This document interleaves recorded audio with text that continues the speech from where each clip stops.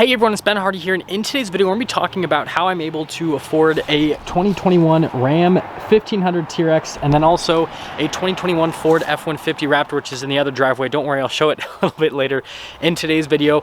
But I get this question asked all the time, like how are you able to afford both of those trucks? What do you do for a living? All that kind of stuff. So we're going to talk about it. So to those of you that are new to the channel, this is a bunch of kid stuff because there's remodeling happening and also 1970s called. Seriously. But anyways, I've got to go over how much I paid for the vehicles to then explain how I paid for them. So we've got the 2021 Ram 1500 TRX, and this truck originally stickered for about $95,000. I paid MSRP for the truck, bought it back in February, and as for the transaction itself, I had a Gen 2 Raptor as a trade-in. It was a 2020, and I didn't time the market very well. I wasn't as in tune with the car market as I am right now. And so I traded the Raptor in 2 months before the value skyrocketed, which would have helped me out immensely.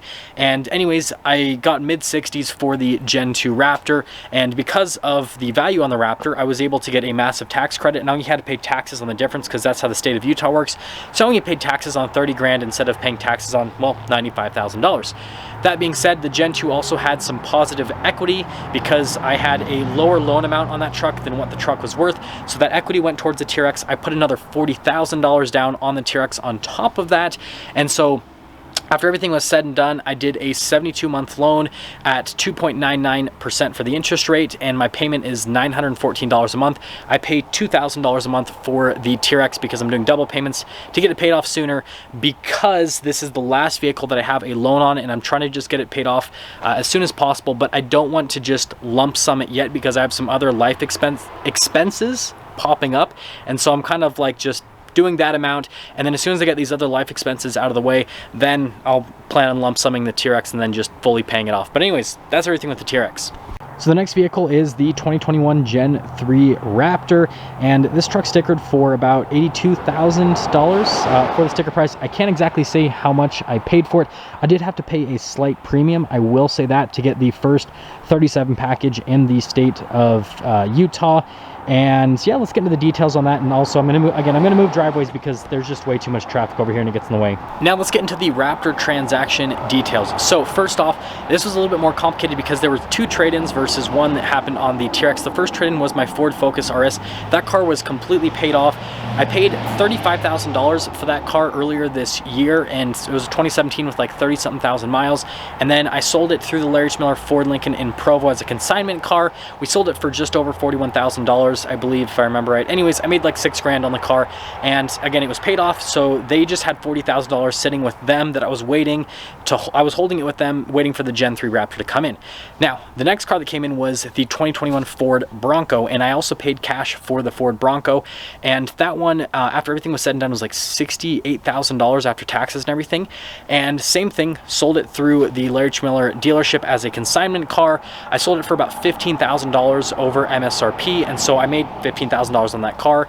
And so I took the money from the Bronco and the money from the Focus and I applied all of it to the Raptor. So it zeroed out the taxes because both of them combined together were worth more than what the Raptor was worth as the purchase price. And then on top of that, because both those vehicles were paid off, the total amount of money that I was handing to the dealership was more than what the Raptor purchase price was after all fees and everything. And so the dealership actually had to cut me back a check for $30,000. And so the Raptor is completely paid off, and then I got a check cut back to me for $30,000, which is getting spent a lot faster than I would like. Now we actually have to talk about where the money came from to purchase the vehicles, and there's actually two auxiliary things that are making this purchase way more possible than it would have been in the past, and that is this channel that this video is being posted on, and then also the Facebook page as well. So I have, slowly built out the second channel on the Facebook page. The second channel is more of like a hobby, so these videos that I make, I do purely for fun. I don't see this as a business whatsoever. And then the Facebook page is just kind of to get my videos out to a new audience and to make a little bit of extra money. And because of the second channel and because of the Facebook page, I'm actually now able to pay all of my bills with something that is completely separate from the main business that I do, which is absolutely fantastic. I'm super grateful for it. And so basically, again, all the money from the second channel and all the money from the Facebook page pays all of my bills. So any of the money made from the main channel, which we'll get into in just a second, can all go into fun purchases like this to help grow the channel and all that kind of stuff. But yeah, that's like the first part. Is I live a very, you know, frugal lifestyle where I don't spend a ton of money, and I basically finance that through a Facebook page and then a side hobby, which is making videos like this. And yeah. Now we're back in the main driveway because we have to talk about the main channel and obviously the main source of income. So the first part of the business is reviewing manufacturer cars now. Now this is again, a pretty small portion of the business. I basically get 1 to 2 manufacturer cars a week. Some weeks I actually don't have any, but basically the manufacturer send me out a vehicle to drive for the week, make YouTube videos on that vehicle, on what I think about it and all that kind of stuff. And then obviously when those videos get views, I make money. So that's the first part of the video. Is I now work with the car manufacturers. They send me out cars like this Toyota Tacoma Trail Edition, and I make videos on it, and then those videos make money, and then that money allows me to purchase stuff like a Gen 3 Raptor. So now that we are driving to the next part of the YouTube business, I do need to talk about, I guess, like another like side thing. So this will be like our side tangent in terms of things that allows me to afford the Raptor and the TRX. And that is the fact that because I'm frugal and have saved my money, I have done quite a bit of investing from a relatively young age. Not terribly young. I started most of it when I was about 21 years old, which kind of makes me sad, but there was so much stuff that I was building up from 19 to 21 that it was kind of hard for me to really focus on anything outside of building up stuff with business and everything. But anyways, that investing has helped me out tremendously because it kind of is like this little nest egg for me now where I haven't touched any of the money and I don't plan on touching any of the money, but just knowing that it's there in case things go south gives me the confidence to go out and spend a little bit of extra money on things, because it's like, okay, I'm spending, you know, like with the Raptor and the TRX, $95,000 and over $80,000 respectively. But, you know, if something didn't work out for some reason, I've got this money off to the side that's there. And so again, it kind of just gives me that confidence to make purchases like that. So we've made it all the way to our location, and we are at the main place of business, I suppose, for the main channel, and that is car dealerships.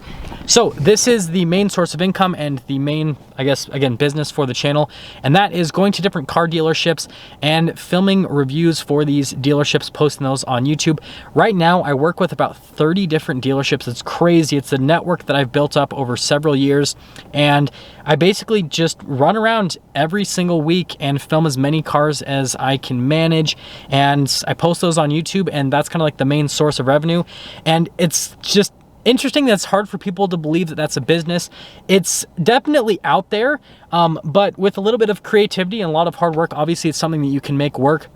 Now, the common questions I get asked by people is, first off, do you charge the dealerships? The answer is no.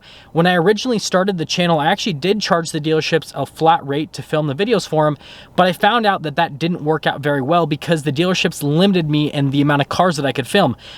So since I'm at a Ram, Jeep, Chrysler dealership, for example, what would have happened back in the day is they would have been like, you know what, we want you to film that one red truck and that's it, and that's all we're gonna pay you for.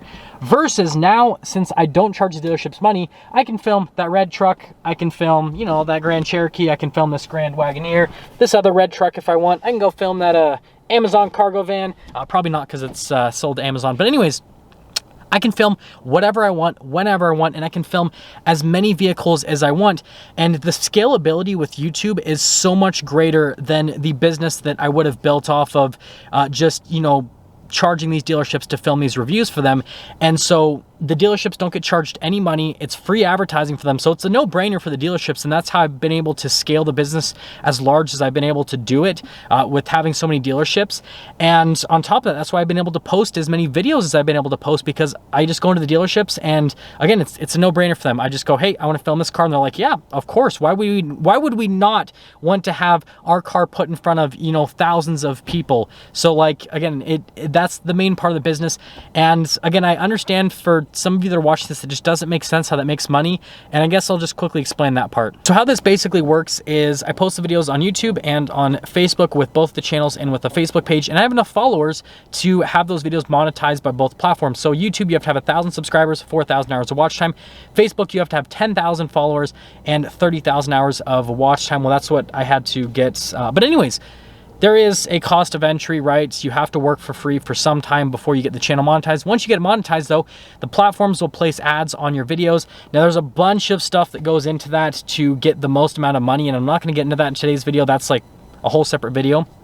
But anyways, those ads are put on my videos, and since those ads are put on my videos, right, Facebook and YouTube take a cut, but then I also get paid what the advertiser pays, and the more views you get, the better. But then it's also about the quality of views. So something like an automotive channel that's kind of, you know, dedicated to reviews, and I mainly review practical cars, trucks, and SUVs, cars that people are actually buying, has higher advertiser rates than a channel that is dedicated to, you know, something like comedy, for example. Or if we stick in the automotive scene, a review channel that reviews practical cars is going to get paid a lot more per view than a channel that is just going and, you know, doing burnouts and stuff with like Lamborghinis and all that, because the type of viewer that you're going to get for those videos is going to be completely different, right?